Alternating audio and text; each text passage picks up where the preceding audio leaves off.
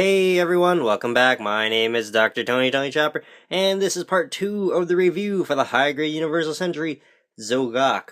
In the last part, we went over how these runners look like in our unboxing video, and in this part, we're going to go over the individual limbs, the body, and the accessories and weapons and whatnot of this kit. And we'll be looking at them up close and personal. Without further ado, let's get started. Alright, starting from the bottom up, here is the leg. Now in terms of articulation, it can go full 360 right there, because it's on that peg. It can also go slightly over 90 degrees right here.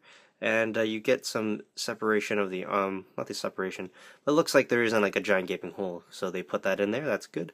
Moving down, there's an articulation right here, and this seam line down the middle, I think you can just pass it off as a nice panel down the middle, I guess. And right down here we have the foot articulation. It goes side to side, front and back a little bit, and also wiggle around. It's on that ball joint up inside. Now on the bottom here we see quite a bit of detail. That turbine down there looks really nice. And also, don't forget, these are actually the lavender parts, or the light lavender, light gray, whatever you want to call it. This is actually a piece, or two pieces. So it's good that Bandai is starting to separate color for us now, especially in high grade, in the 1144 scale, because before this might have been just stickers everywhere because they got a little bit lazy, or they wanted to cut costs a bit. But now we have nice color separation with this as well. That's actually a piece. There's actually no stickers on this, so very, very good. And the colors pop out pretty decently too. Next up we have the body and the lower body, I guess you can say. It's actually connected with this backpack. Usually I would take this off, but since the cables actually they rely on it to actually stay in place like that, that's what it's going to be like. There's actually not really much articulation here. These points don't actually move right here. And yeah, nothing to in there. In terms of gimmicks, the boomerang blades that actually come off, you can shove them in if you do want to. And also the mono eye up inside actually moves. All you gotta do is remove the case right there and move the eye, and then place this back in like that. Then you can have them looking off to the side. Now, it's good that they did all this color separation up in here. It's actually quite astounding that they've actually been doing this lately with some of the new kits. These are all different parts. These aren't just stickers. There's no stickers other than the mono eye right here for the front, and the entire, I guess, body and head. I don't know.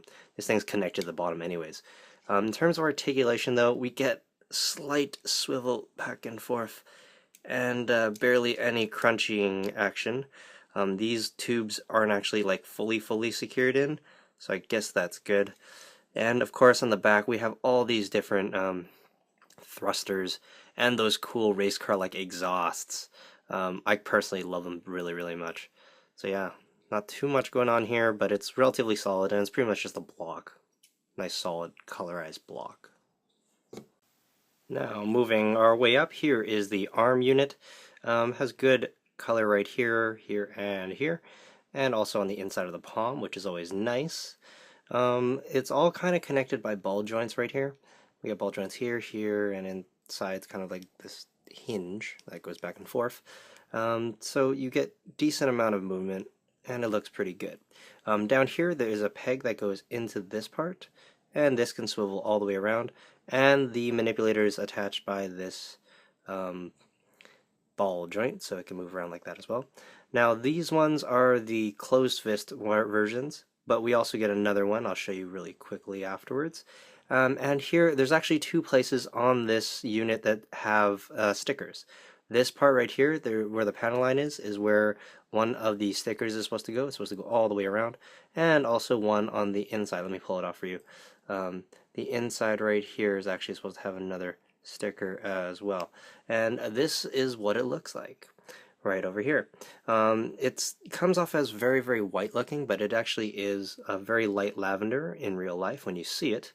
And also down below there's another gray sticker with a little bit of detail on it. Hopefully you guys can pick it up. There's that detailed part, so you gotta line it up just right, and yeah, you just pop it back in like that. So yeah, looking good. Speaking of those extra manipulators, here they are. Here are the open, like the whole ones or whatever. These are the ones where you've got to put in the Sturmfaust or the stick missiles or whatever you want to call it, and also that that heat sword. Now another part that we have here for option parts really are these two extension things. Now these are supposed to go into the arms, and I'll show you really quick how you're gonna do it. How you gonna extend the arm? You take your arm, you pull off that. I did that earlier. Plug this in. And then you place, oh, where's the end? Then you go and place this back inside. Just plug it back in. Then you have an extending arm. What's cool about this is if you don't just want, if you just want one arm to be extremely long, you actually can go and do this. Although it does have that gap in between, you can go like that, shove it in, and have a super extended arm. Now, of course, you can do this extension for both arms as well. It's not just limited to just one. Now, here are some of the weapons, the famous stick missiles or Sturmfaust or whatever I'm going to butcher the name for. As you can see right here, this one has the sticker on it and the other one doesn't. So now you guys can see the major difference is really there's a seam line that goes all throughout that portion and all the way down. It's just like one half that goes all the way down and another one that just has that. So the sticker kind of hides it a little bit, which is good. And yeah, they're in these like greenish, like how should I explain it? Greenish army colored, army green. Yeah, let's go with that. And a cool little thing you can do with it is they give you an extension bit like this, and you can actually thread these through like so. And now this is supposed to act as a mount to attach itself to the kit. Now I'm going to show you this in the next part because it's technically a deep look type thing, but this is actually what it is, and you just kind of plug it in there. Now here is his sword. You know, in the anime it's supposed to heat up and whatnot and cut people up. It actually looks really nice, and it's actually just two pieces. A handle going up to here, and if you can see right there, that seam line, that's where this part comes in. Now, they also do give you, of course, a effect version, and this is the one we get, a nice see-through clear one. I say nice jokingly. And just to interchange them, you just pull that out and then you swap that in.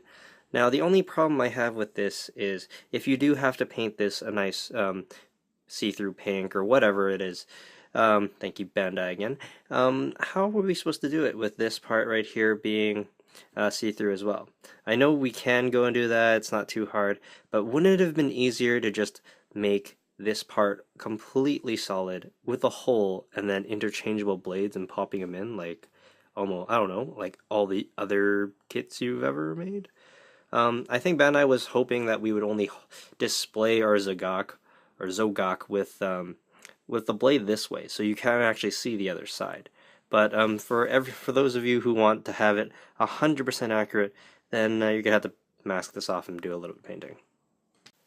Alright everyone, that spells the end for part 2 of the review for the high-grade Universal Century Zogok. Now hopefully you guys liked it and you learned a little bit of something, but be sure to come back in the next part, part 3, when we actually go and see how things like the Super Punch actually work with the rest of the body. My name is Dr. Tony Chopper, and I'll see you guys then. Peace out, guys.